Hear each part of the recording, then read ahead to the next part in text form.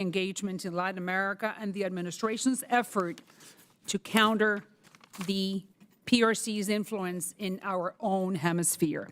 I now recognize myself for an opening statement. China, in my understanding, is the greatest threat to the United States, or the greatest threat that the United States has ever faced. That's not fantasy, this is a fact. China is the second economic power behind the United States.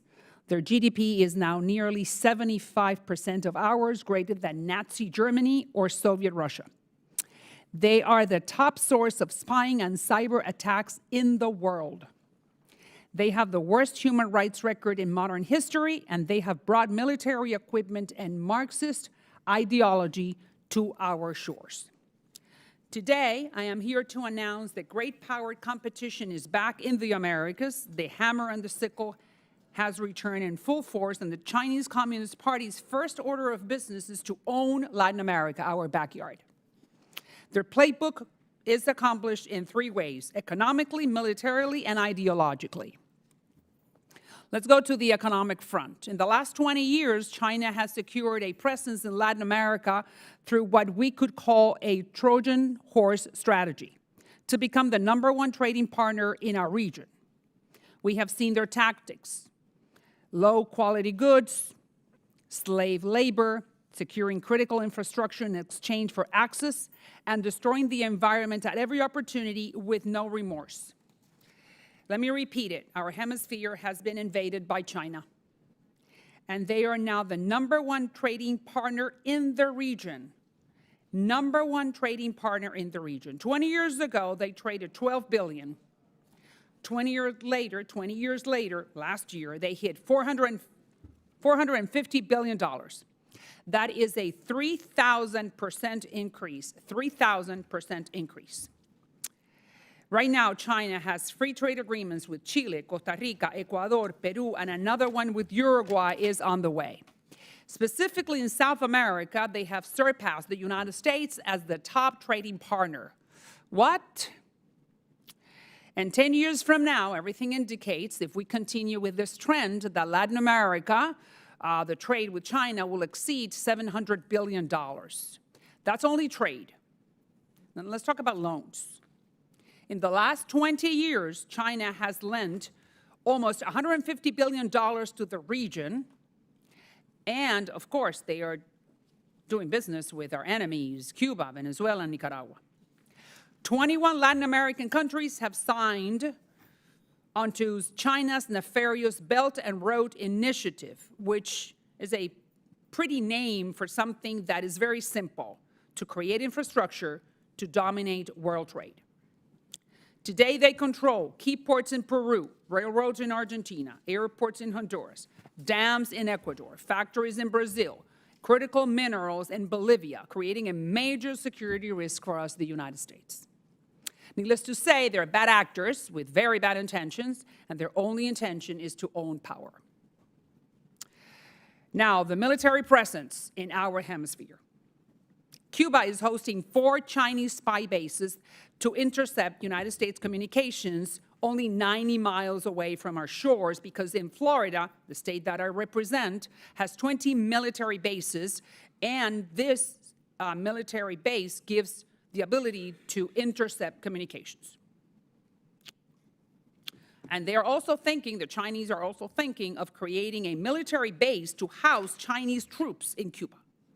Chinese troops in Cuba, 90 miles away. All right, now let's go to Argentina. Right now, they operate a satellite space station which has the size of 400 football fields.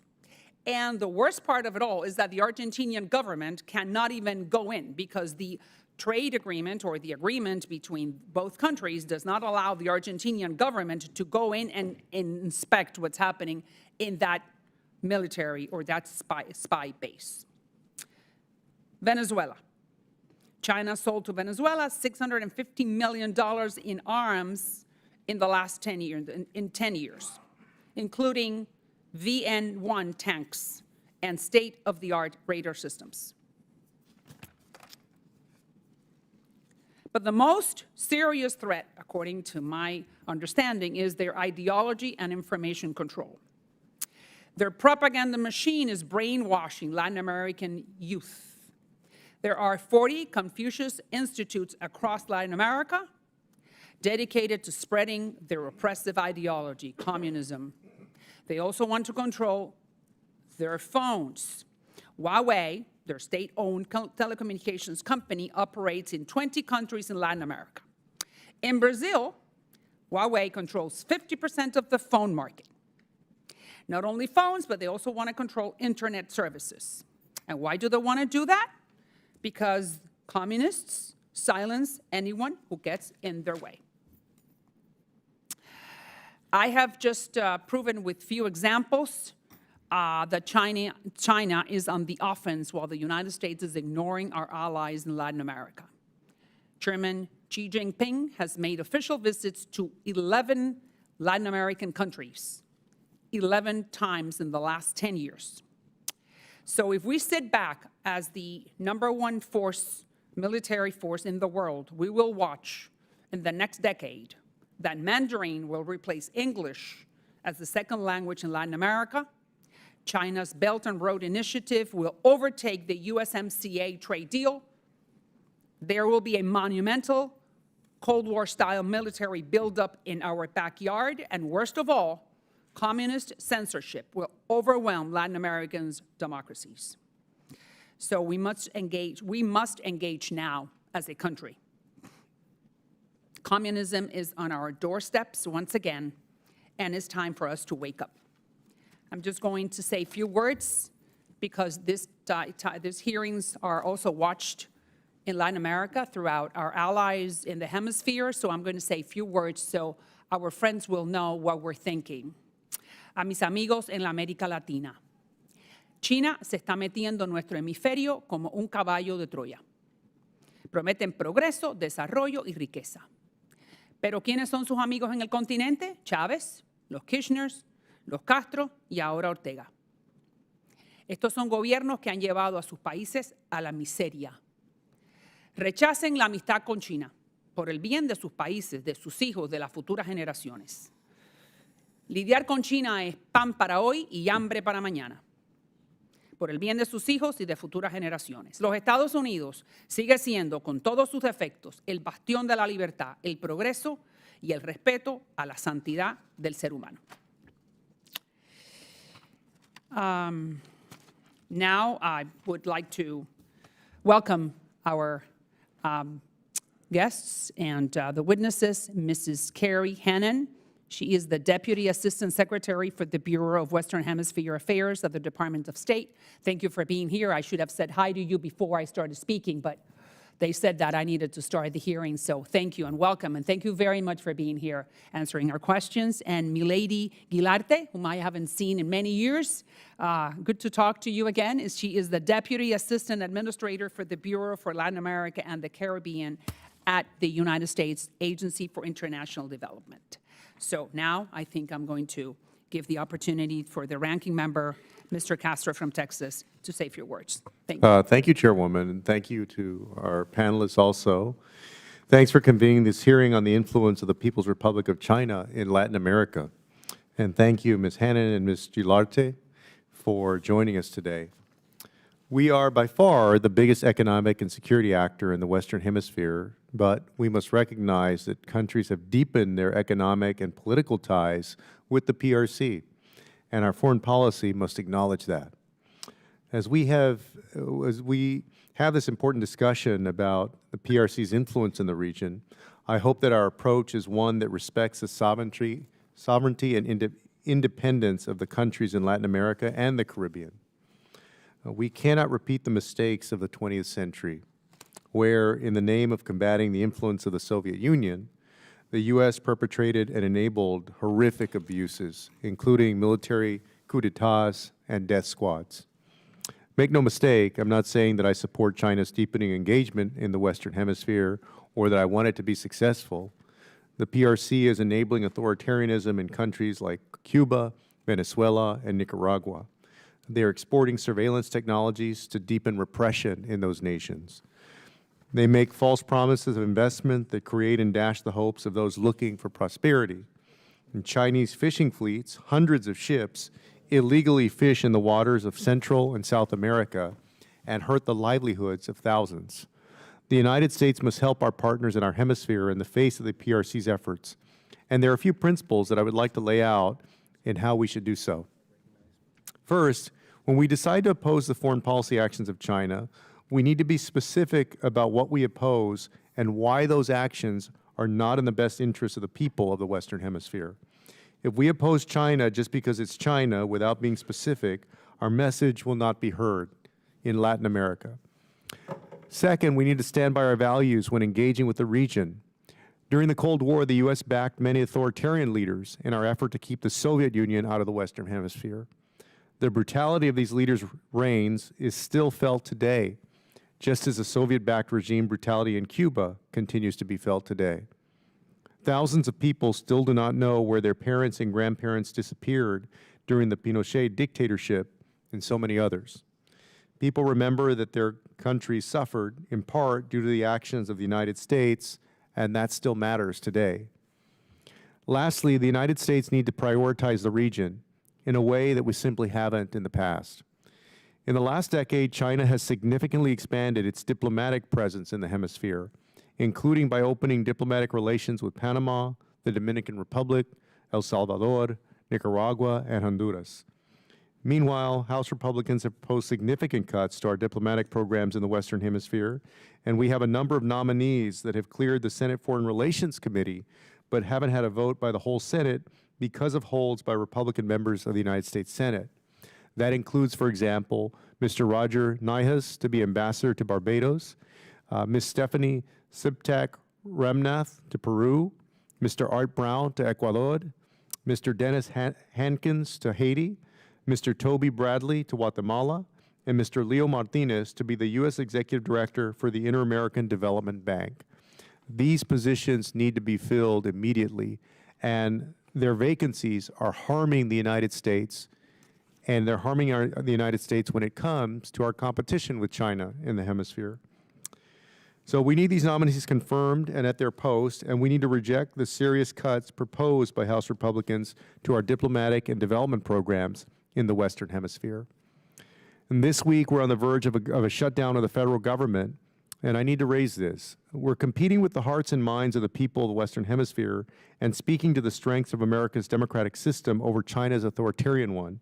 As we speak, our diplomats in Mexico City, Bogota, and Brasilia are sharpening their talking points to explain to the governments and the people of Mexico, Colombia, and Brazil the embarrassing reality of political dysfunction in the United States and in this building.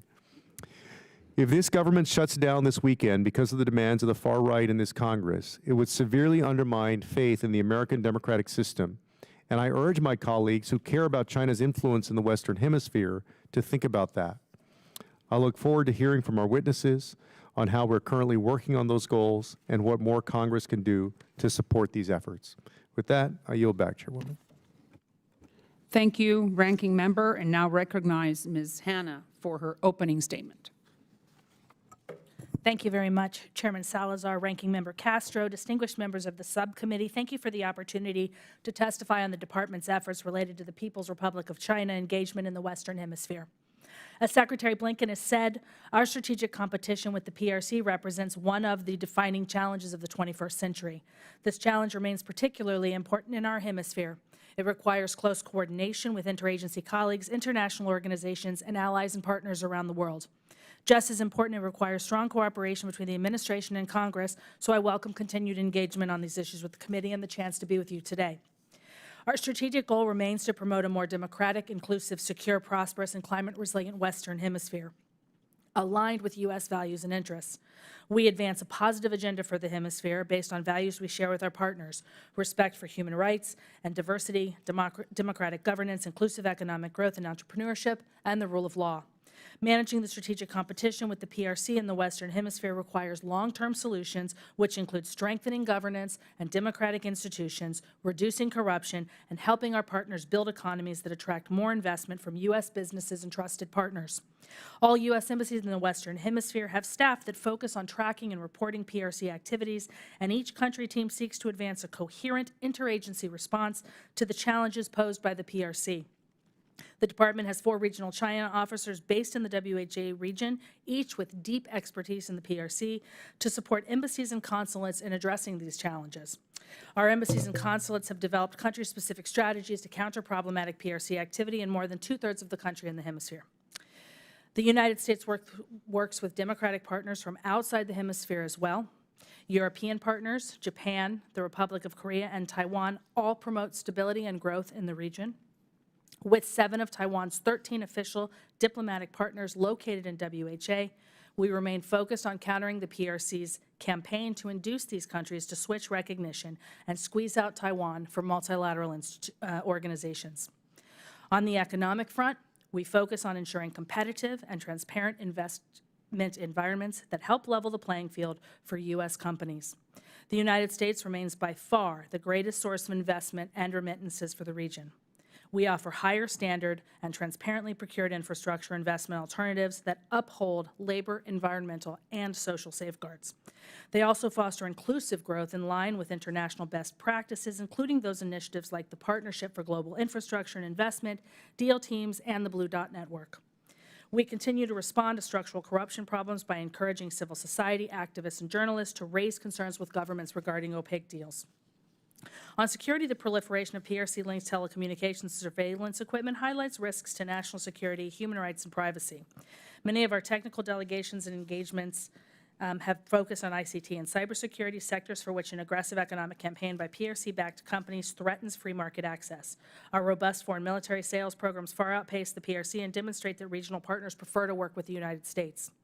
The department also works to counter PRC propaganda and disinformation campaigns in the region. The Global Engagement Center works specifically to address propaganda and disinformation.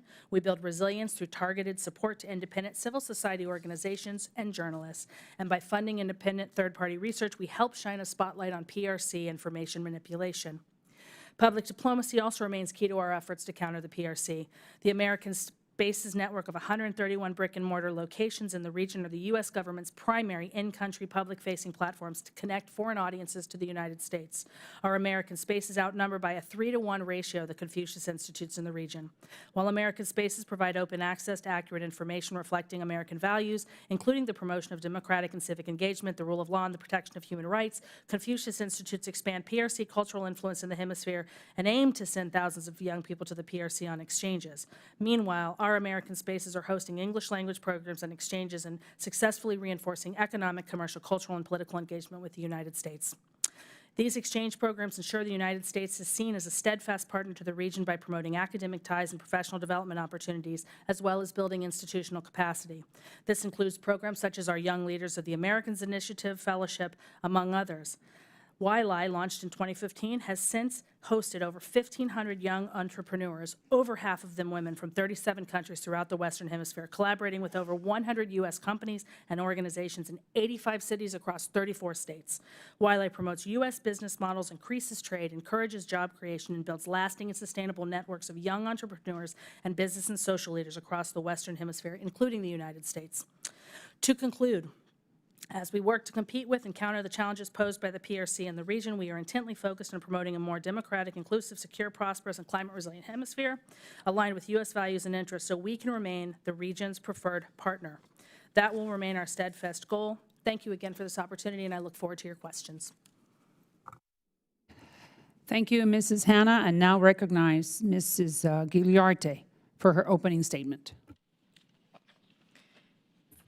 Chairwoman Salazar, Ranking Member Castro, members of the subcommittee, good afternoon, muy buenas tardes. Thank you for the opportunity to discuss the way that USAID is responding to the PRC in Latin America and the Caribbean. The work to prevent the PRC from gaining hold in the region is personal to me. My family came to the U.S. from Cuba when I was 9 years old. Like so many who fled here to escape communism, I know firsthand the type of corruption and tyranny that it fosters. And you have to look no further than many of the countries fueling the surge in migration, Cuba, Nicaragua, and Venezuela, to see the influence of the roots of communism the PRC promotes. In my current role, I oversee our operations in countries where concerns about the PRC's growing footprint, predatory economic colonialism, unsustainable infrastructure, and security investments are warranted. Since launching the Belt and Road Initiative in 2013, the PRC has become the region's largest provider of official finance, offering more than $215 billion, largely for infrastructure projects that come with strings attached. The United States is not forcing countries in the Western Hemisphere to choose between the United States and the PRC. But at USAID, we offer them an alternative to the PRC's approach. And we are grateful for the support of Congress, like the Countering PRC Influence Fund, which allows us to offer our neighbors that clear alternative with an affirmative agenda based on our shared values. Our neighbors in the region recognize the difference. They see that more than 35% of BRI infrastructure projects have been linked to corruption scandals, labor violations, environmental hazards, and public protests, like the Coca-Cola Sinclair Dam in Ecuador, which was riddled with cracks, caused significant erosion, and came with terms that required Ecuador to hand over up to 90% of its oil production. Governments in the region are becoming increasingly aware of the downsides of working with the PRC. USAID tracks perception of the PRC across the hemisphere, and people's trust in the PRC has fallen by nearly 20 percentage points over the past 10 years, while trust in the US has risen about the same amount since 2019. So we work to take advantage of those changing dynamics. Our approach to mitigating the challenges posed by the PRC focuses on 4 strategic lines of effort.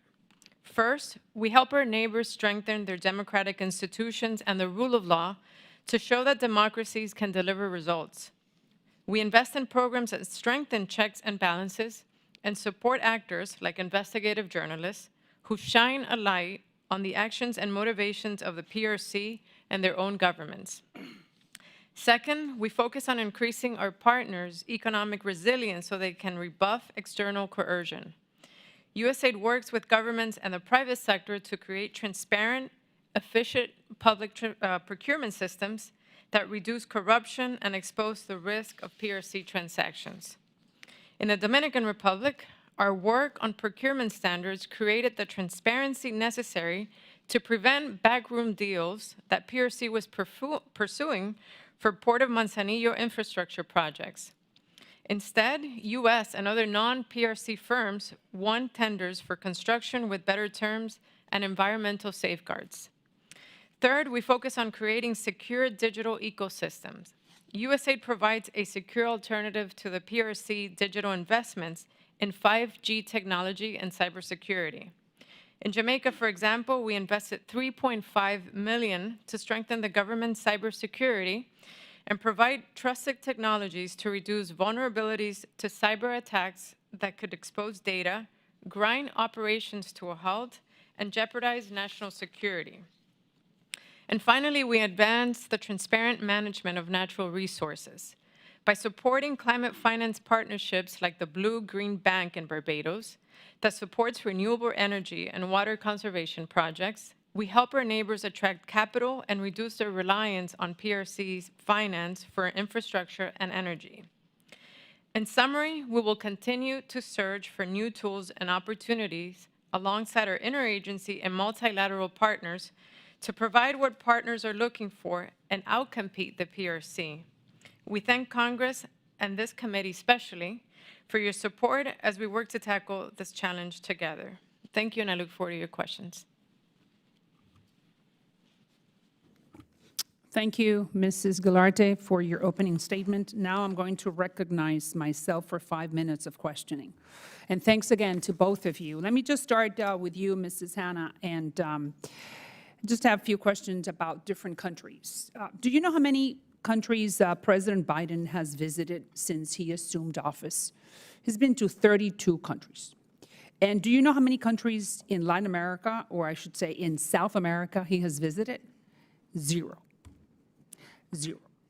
And do you know how many times Chairman Xi Jinping has visited South America? 8 times. So what message do you think that sends to the region? I understand that you're telling me that you have great plans and wonderful ideas, but perception is reality. So if you don't go visit your neighbors, what does that say? Thank you for the question, Chairwoman. I can say that the Secretary of State has traveled to the region 11 times in the last 2 years. Yeah, but that's the Secretary of State, that's It's not the Secretary President. of State. It is not the President, it is the Secretary of State, and he has deeply engaged in diplomacy in the region. Additionally, President Biden has met with numerous leaders at various events, including UNGA last week, where we are able to conduct important diplomacy.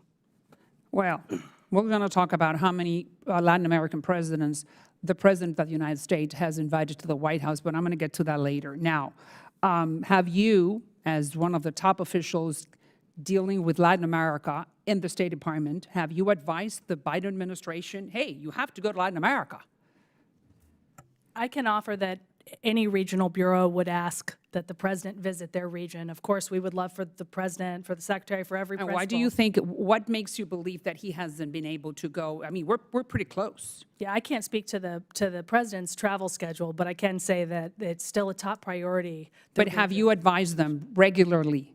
Have you advised the White House to take that step, to visit Latin America? We continually advocate for robust diplomatic engagement with our leadership in Latin America and You the know White that House. there was a visit to Brazil and Chile for October, but the trip was canceled.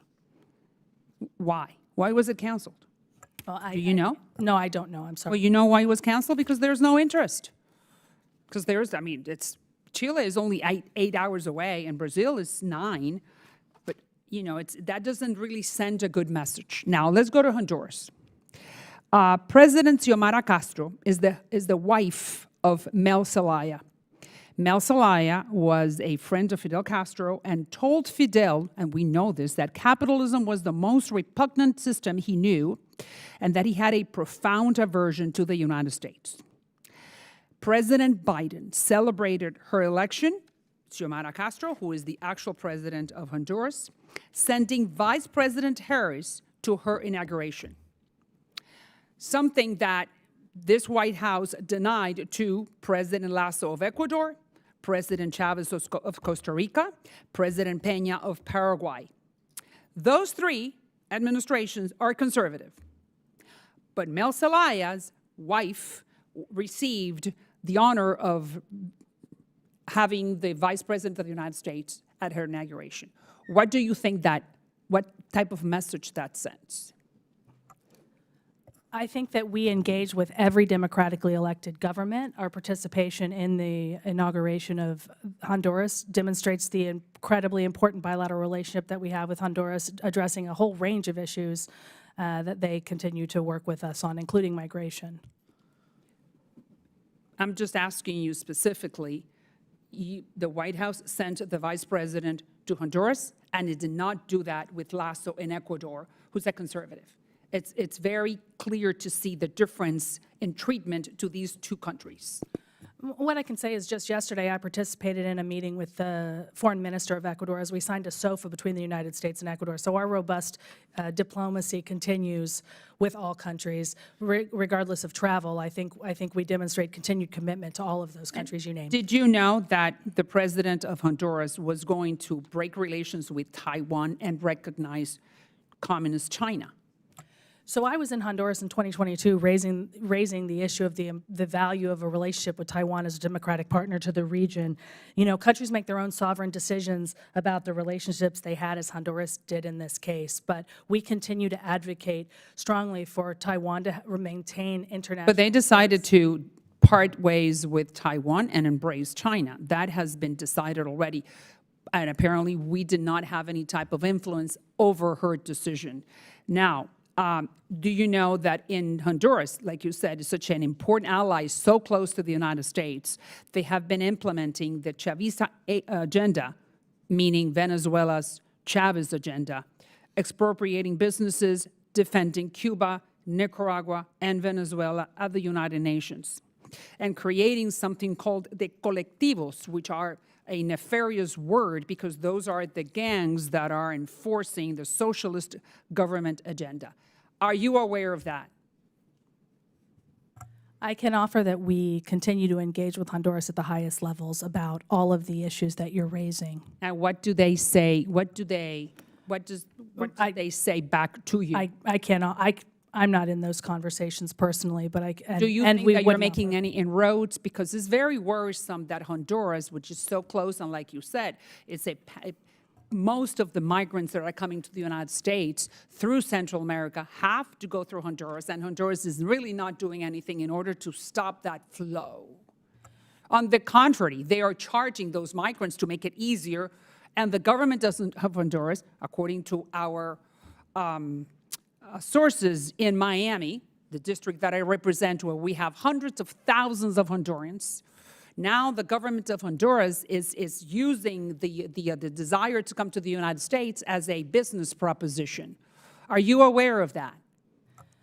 I am aware that Honduras continues to partner with us closely to address irregular migration. I know that we remain. Partner with us. In which way they're partnering with us? If they're charging $25 for every migrant that goes from point A to point B. Yeah, I can't speak to that particular scheme you're describing, but I can say that we continue to work closely with the government of Honduras as well as the rest of the Central American countries to address migration and to find solutions to try and reduce the flow of irregular migrants. I will also offer that we remain the preferred partner of the Honduran people, and I think time People, will of tell. course. And I think the time people will of tell. Venezuela, and the people of Nicaragua, and the people of Cuba. Of course, the people always side with the Americans. No doubt about it. But I'm talking about the people that make the decisions, the governments. And we continue to engage with the government at the highest levels. We've raised our concerns about the switch to PRC recognition and the potential for, buyer's regret. We've seen other countries in the region switch recognition from Taiwan to the PRC, and we see how that plays out. Now, I'm going to, I don't want to fatigue you. Let me go to Guatemala, next door neighbor. The Biden administration attacked President Giammattei for being too conservative. How do I know that? Because the president himself told me. He is on his way out. Everything indicates that Mr. Bernardo Arévalo is going to be the next president of Guatemala, and he has expressed interest to increase ties with communist China. Have you had any conversations with the president-elect about engaging with China and leaving Taiwan behind? I have not personally had conversations with President-elect Arévalo, but I know that we are in conversation with the democratically elected president, and that Taiwan remains, promoting Taiwan as a responsible and democratic partner in the region is one of the topics of conversation that we have. Thank you. I'm going to then stop my questioning. I'm going to give time and pass the time over to the ranking member. Thank you, Yield back. Chairwoman. Well, I want to say first, thank you at USAID, at the State Department. Thank you for working with Latin America and hopefully with leaders who are on the left or the right, who are democratically elected. I think that we should respect the will of the people as long as the elections were democratic and the leaders are not brutalizing their people. Unfortunately, throughout Latin American history, not to mention world history, but there are times when there are leaders on the left or the right who have become authoritarian and have committed brutality. I see it less as a matter of ideology, and at some point, when a president or prime minister becomes like that, it no longer becomes about ideology, but rather just brutality and authoritarianism. And, I do have a question, but I think as we have these discussions, and obviously the Congress is very focused on China. We want the United States to prevail, to compete against China in different parts of the world, including Latin America, and win. We want to stop China's repressive actions and human rights violations. For example, what they're doing to Uyghur Muslims is an atrocity.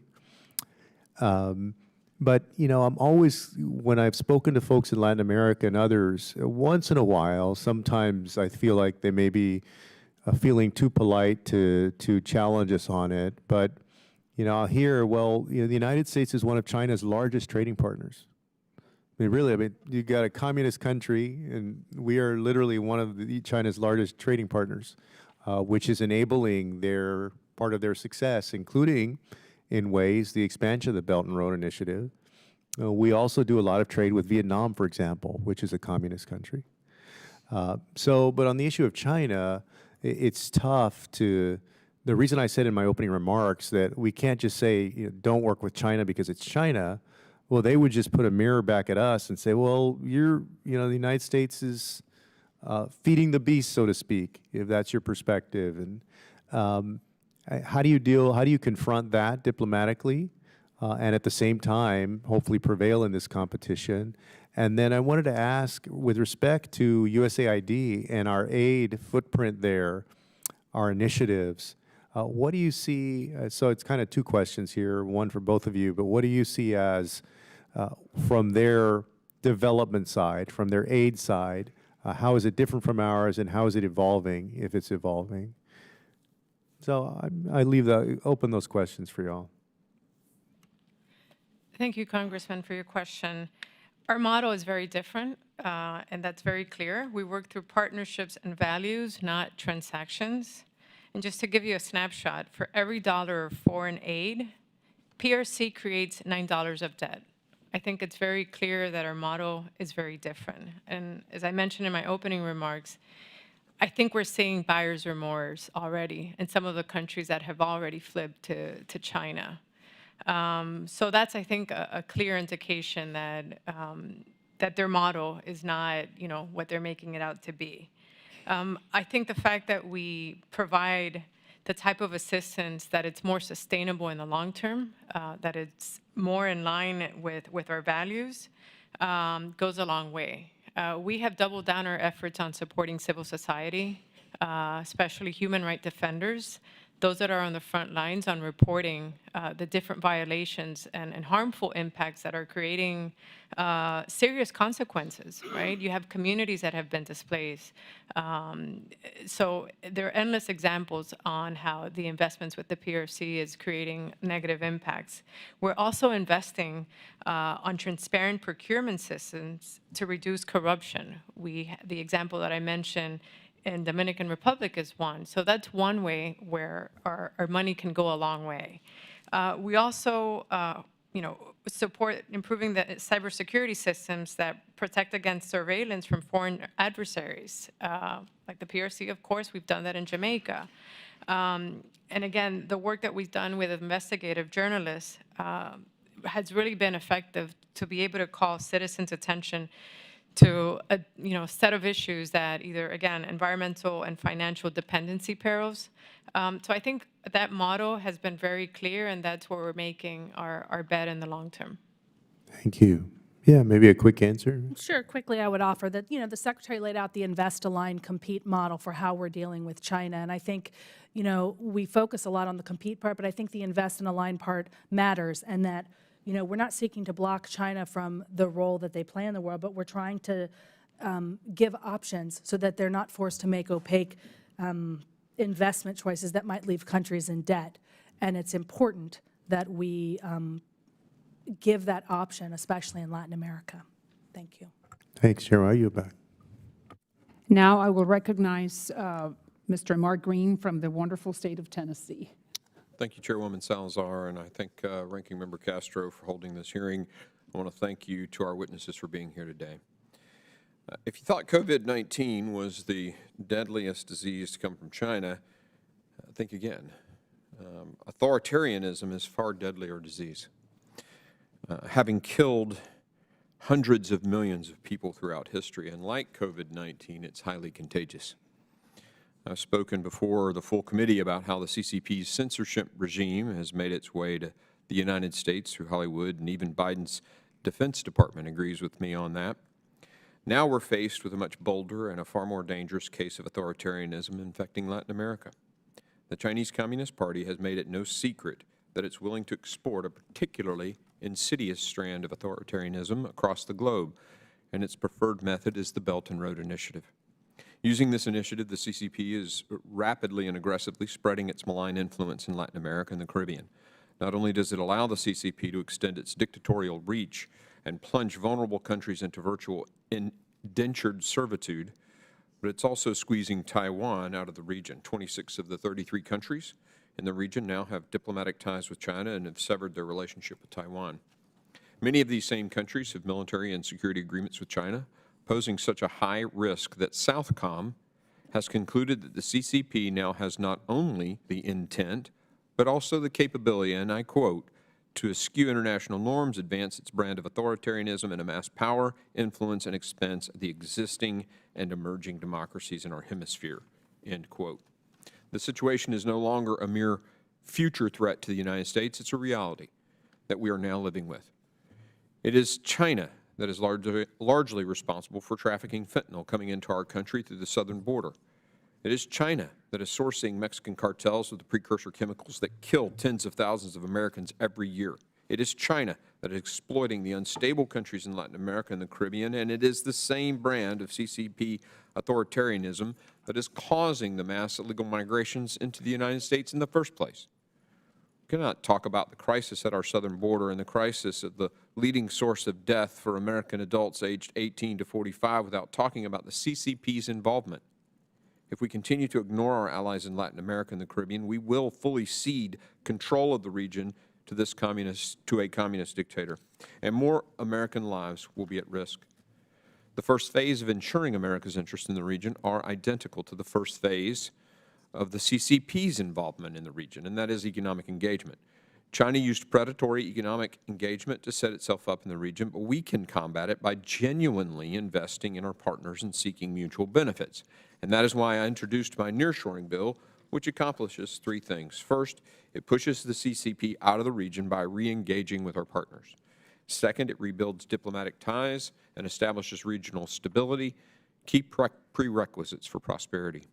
Third, it builds Latin American and Caribbean economies, provides job opportunities, thereby reducing mass migrations that overwhelm our southern border. And I'll just thank Secretary Blinken for actually his team helping me write that bill. China's growing influence in the region is good news for no one.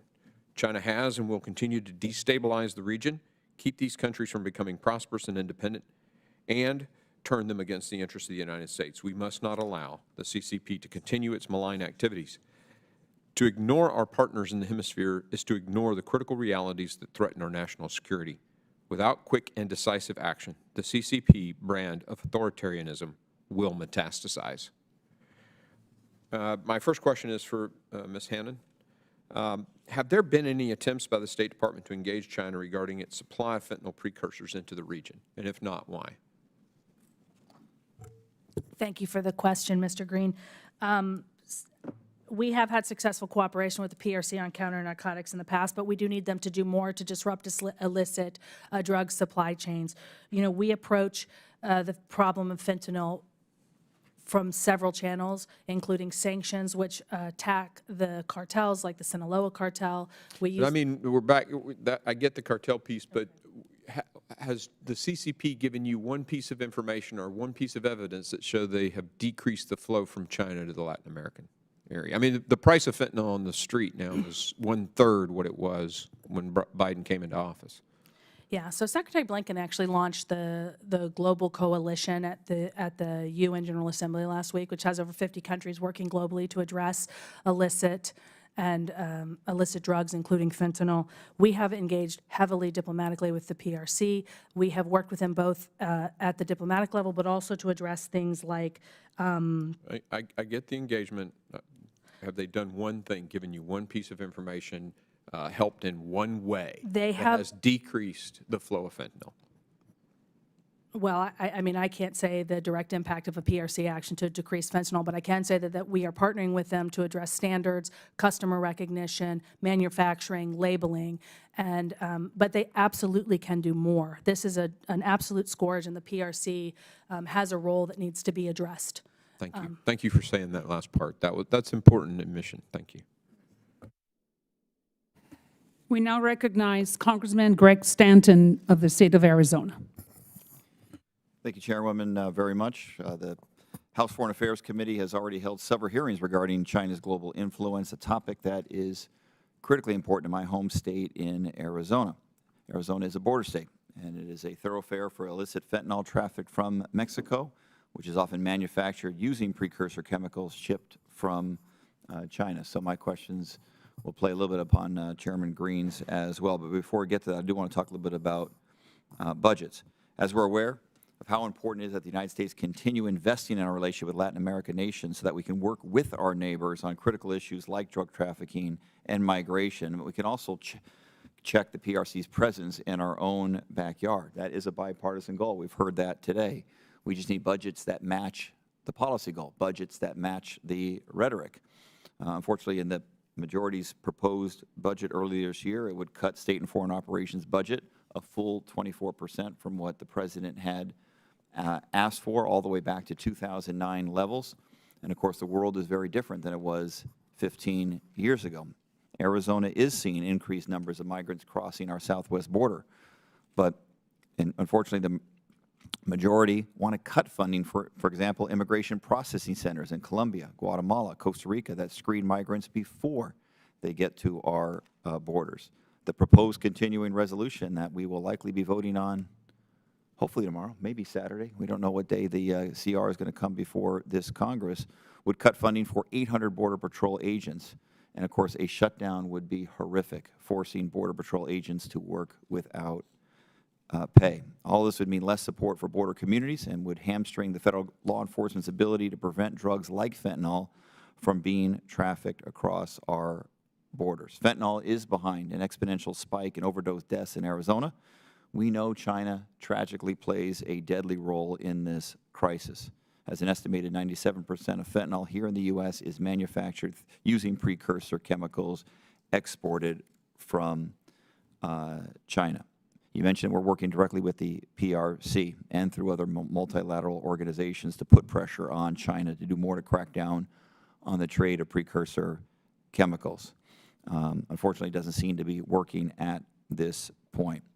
So I want to follow up with what Chairman Green asked. How is the Biden administration working with not only China but the Mexican government to clamp down on the flow of precursor chemicals from China to drug cartels currently? Thank you for your question, sir.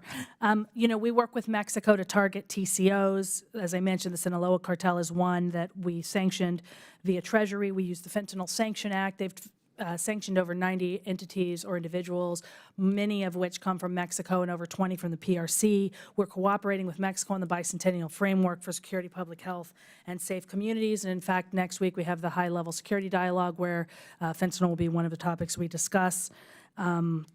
We're using every sanction tool we have. We're also working with the PRC. We also do diplomatic engagement. Our Bureau of International Narcotics and Law Enforcement puts combating illicit fentanyl and the precursor chemicals at the top of their list of things to address. Switching gears, I'm very lucky. In my community, the Taiwanese Semiconductor Manufacturing Company is building a $40 billion manufacturing facility in Phoenix. We're supplying chips to the next generation of Apple iPhones. So the safety of the people of Taiwan, protecting democracy in Taiwan, protecting trade with Taiwan is critically important to the local economy in Phoenix. Thousands and thousands of jobs are being created because of that foreign direct investment by TSMC. And therefore, recognition of Taiwan is very important around the globe.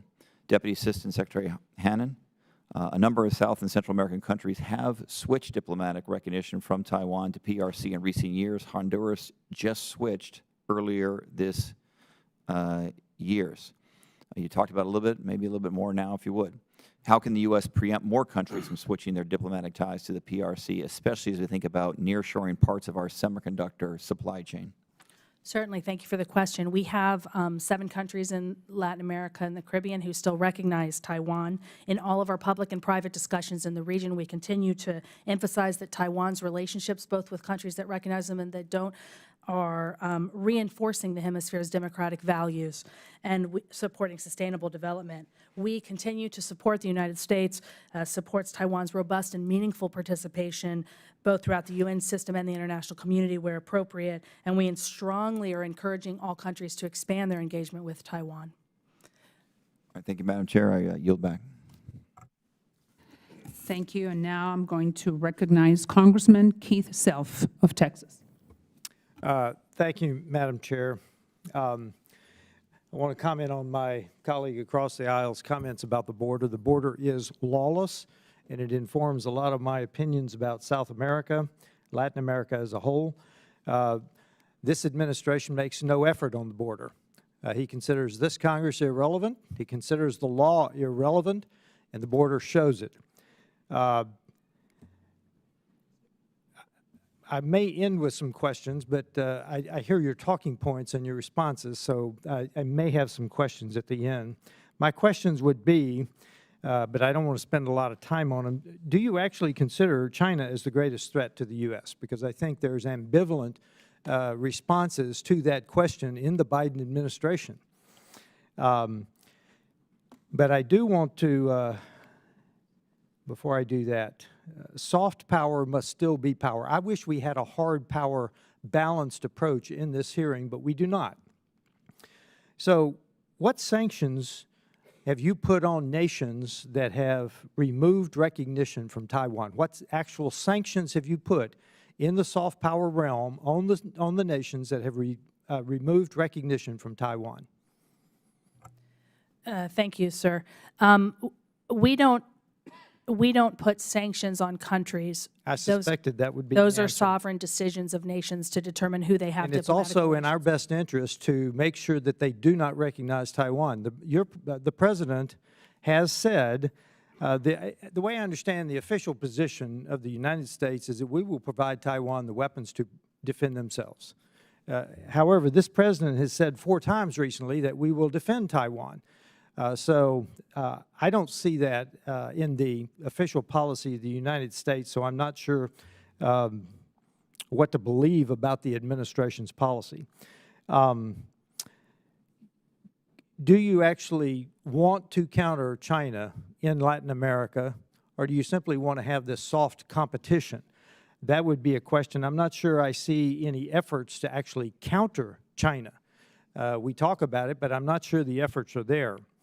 Do you have any examples of how you have actually responded to China's involvement in Latin America as a whole? And what are the red lines that you have for their involvement in dual-use facilities? Do you have any red lines?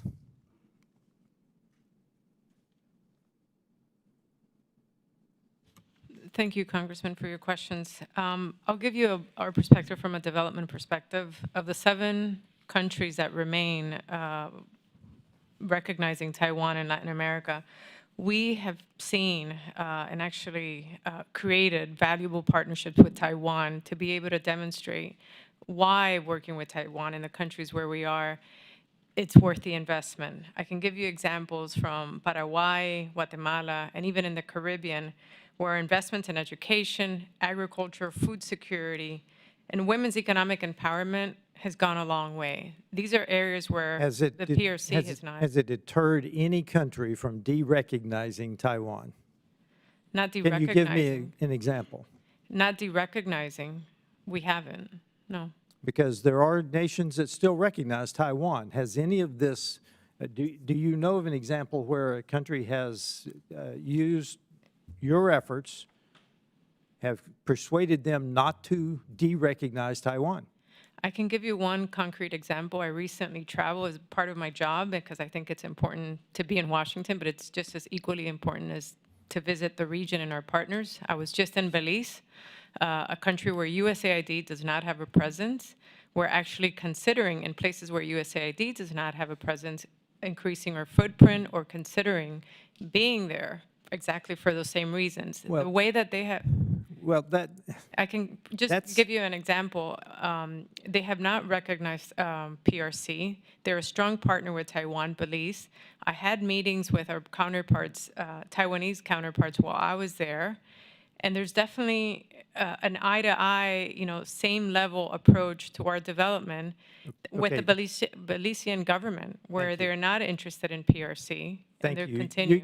Thank you. You used the term buyer's remorse earlier, and I don't see that in the move away from Taiwan in Latin America, because they understand how important this is. I hope they understand how important this is to the United States. I think the move away from Taiwan is a major indicator of the failure of our soft power in Latin America as a whole. Madam Chair, I yield back. Thank you, Congressman. And now we're going to begin a second round of questions, and I want to recognize myself for 5 minutes. And I want to go to 2 different countries and continue with you, Mrs. Hannan. Let's go to Argentina. You know that next month there are going to be elections, and everything indicates, we do not know, we can't control that process, but that everything indicates that Javier Milei will be elected the next president of Argentina. Milei is the opposite of Xiomara Castro in Honduras, and he has said repeatedly on many television interviews that he doesn't, I'm going to quote him, that he doesn't deal with communists, that the Chinese government kills people who want to be free, that he is going to break ties with Cuba, Venezuela, Nicaragua, and China, which I think there are policies that are actually pretty good for the United States' interest in the region. So my question to you is, if Milei were to win the presidency in Argentina, would you recommend to the White House to send Vice President Harris to attend his inauguration if he were to win the presidency? I understand that you do not control the president's schedule. I understand that you do not, but you are highly influential. The State Department sends a clear message to the White House as to what should be the right policies that we should pursue. I can't predict who wins an election. I can say that we always engage with democratically elected governments for any country. So if Milei, I'm saying it in case that were to be true. And Milei, who has those statements has repeatedly shared with the press what his presidency will look like, what will the Biden administration do? what I can offer is that our relationship with Argentina is incredibly important.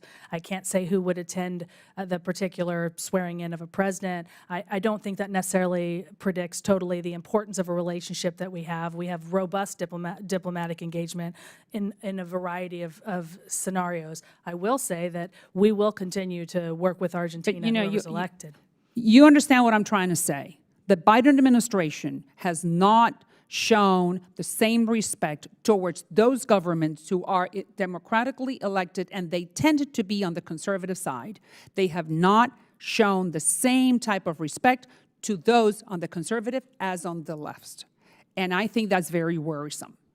So I'm asking you in this case, which the Biden administration has a new opportunity to demonstrate equality, equity, and diversity.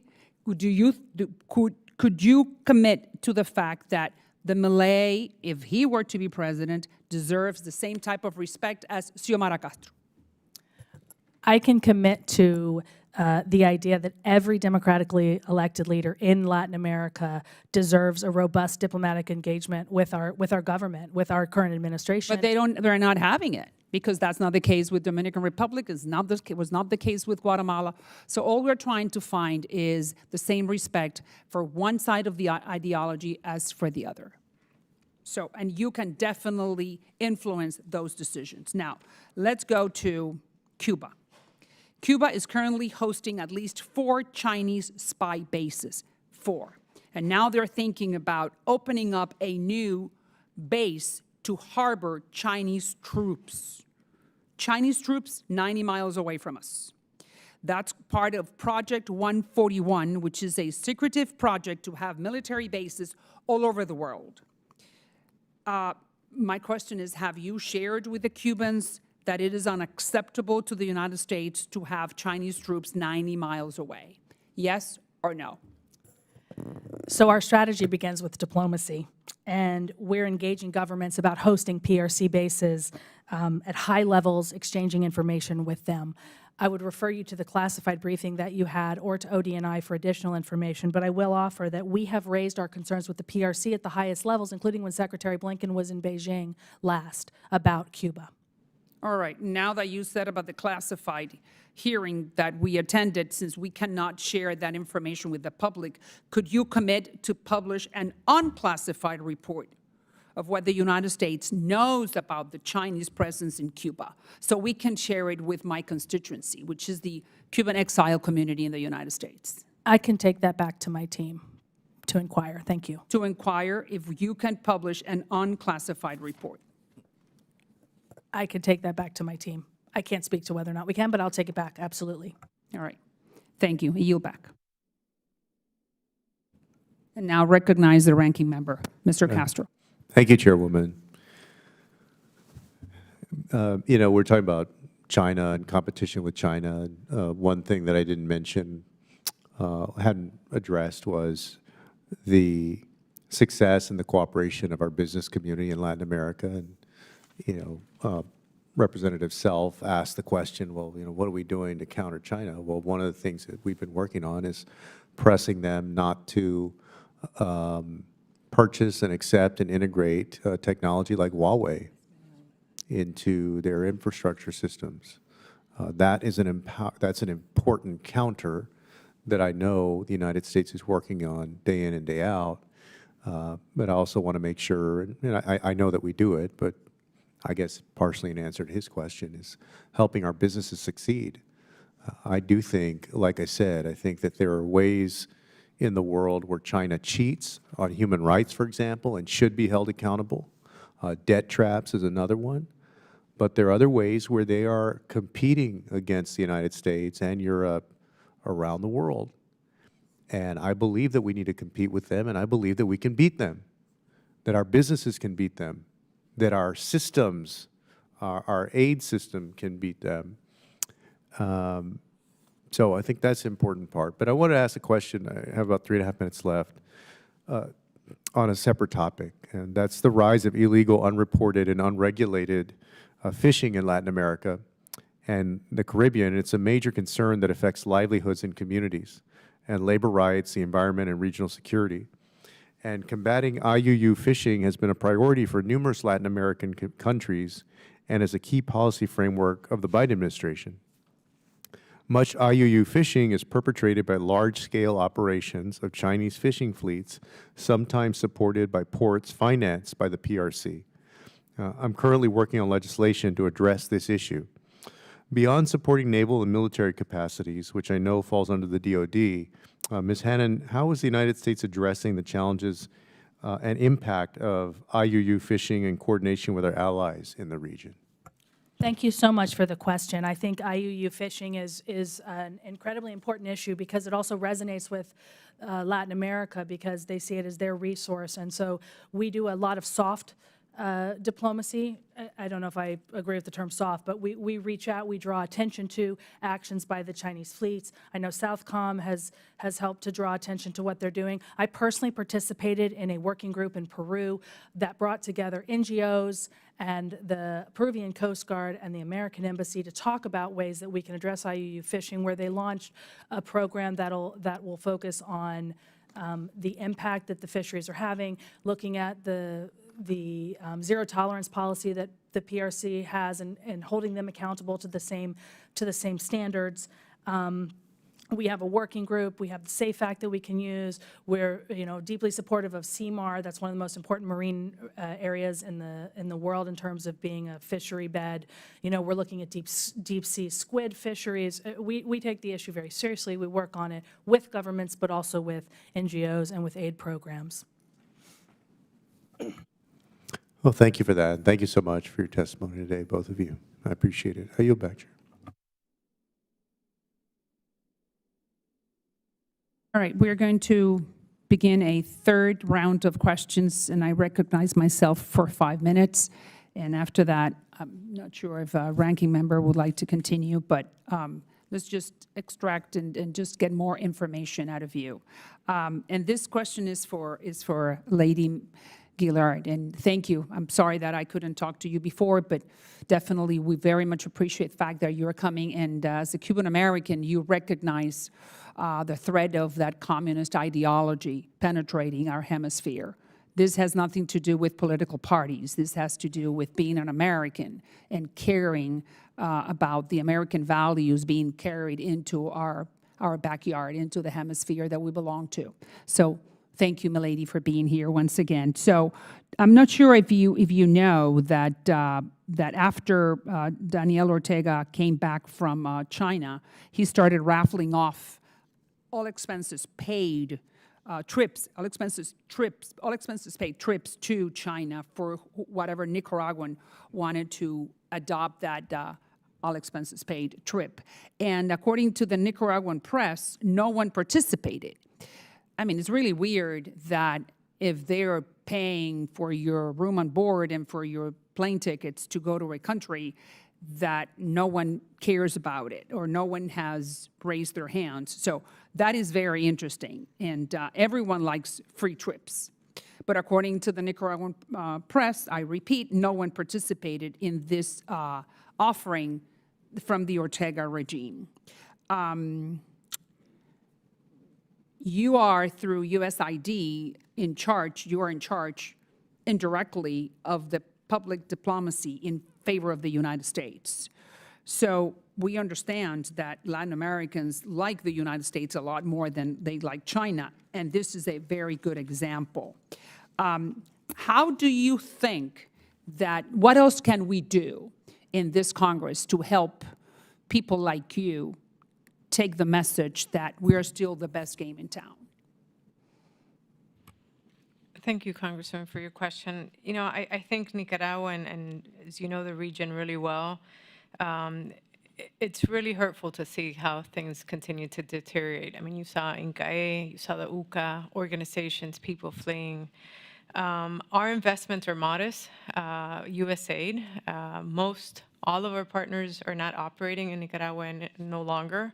So our investments have been to double down on ensuring that when there is an opening, that those that remain outside and continue to fight for a free Nicaragua one day are ready to do so. And I think that's really where our funding should continue to be focused on. There's a lot of work that's being done to continue putting a spotlight on the human rights violations that are happening in Nicaragua. We have, from USAID, worked very closely with interagency colleagues to ensure that our partners in the multilateral institutions keep a close eye on not approving any loans on Nicaragua. So it's a multi-pronged approach. I think development does play a role, and we flex our development muscle in supporting those that are fighting the good fight outside, but it also requires other institutions to play a role. I mean, there's regional financing institutions that keep giving them a lifeline, right? So what do your people are telling you, people that are based in Nicaragua still? What are they telling you? I think it's very obvious that the conditions, I mean, there is no closing of civic space. There is none, right? But our work is not focused inside of Nicaragua. And that's very sad, the fact that the soft diplomacy is not in place right now in Nicaragua. What about Venezuela? Do we have any activity in Venezuela? And we the have USAID, do you have any programs? What type of participation are we having in Venezuela at this hour with the Maduro regime? in Venezuela, and forgive me because I'm not as knowledgeable on Venezuela, I cover all of Mexico and Central America, but in terms of our focus, it's on the upcoming election, and I think that's where we're ensuring that there's fair and representation from opponents. And now that you say that, I can then ask Mrs. Hannan. She is saying that the focus is on the coming election. There is a candidate by the name of Maria Corina Machado that everything indicates that maybe if the Maduro regime accepts free and fair elections, that she may be the next president. In which way we're helping the, let's say, the economic, the diplomatic forces, the democratic forces in Venezuela to help to give the opportunity to the Venezuelan people speak their conscience and not be suppressed by the Maduro regime. I think you're asking, I mean, it is a top priority to support the free and fair election in Venezuela. But in particular, the State Department's now not so much USAID, but the State Department, what can we be doing right now in order to help those democratic forces in Venezuela? Inside of Venezuela? I know Inside Venezuela. we continue to respect the will of the Venezuelan people in their efforts to support, to do free and fair elections. We continue to have some aid programs that provide food security and give opportunity for them to continue to live. But we're waiting for the Maduro regime to I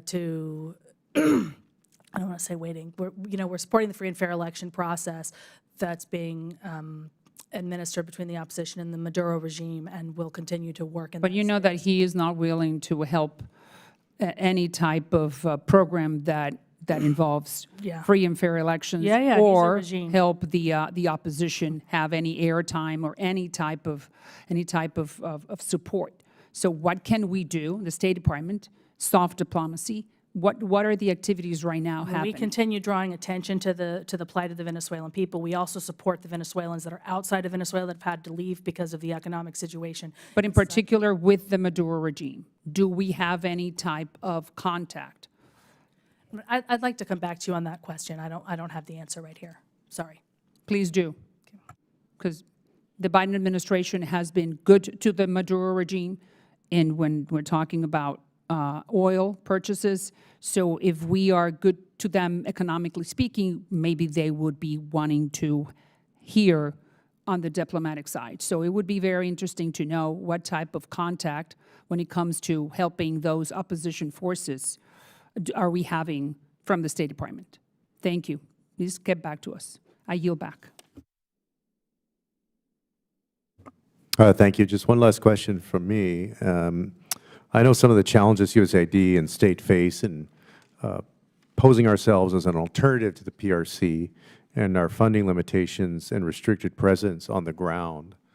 And so I wanted to ask y'all, can each of you speak to the challenges and barriers you're currently facing in developing sustainable and mutually beneficial ties with regional governments? And then what effect would the proposed cuts by the Republican majority have on these operations if they were to go through? Thank you, Congressman. Any type of government shutdown or lapse in funding would cause a disruption to our presence in the region, I think. Basically, it would come down to ceding space to China because they don't have to, they don't have the same rules as we do. I think one important piece where USAID has been playing a critical role, given the migration and the influx of migrants that are crossing and fleeing, is the integration work that we have throughout the region. So any type of budget cuts would pose significant harm in the settlement of some of these returnees, and I think would result in an increase flows to our border. So that's definitely one direct impact that the budget cuts would have. And I think something else would be the human rights budget would be detrimental to protecting the courageous human rights defenders that are doing their work. So any pause would be harmful. So those are some of the things I could think of right away that would be impacted by any budget cuts. I mean, I think she laid it out well. I would just add that, we have so many programs and projects that support the values that we share with the Hemisphere, and we're trying to advance a positive agenda, and these programs take time, and they're investments, and we want to see them continue. Thank you. I yield back. Right, so pursuant to committee rules, all members may have 5 days to submit statement, questions, and other materials for the record. Without objection, the committee stands adjourned. And once again, thank you for your presence.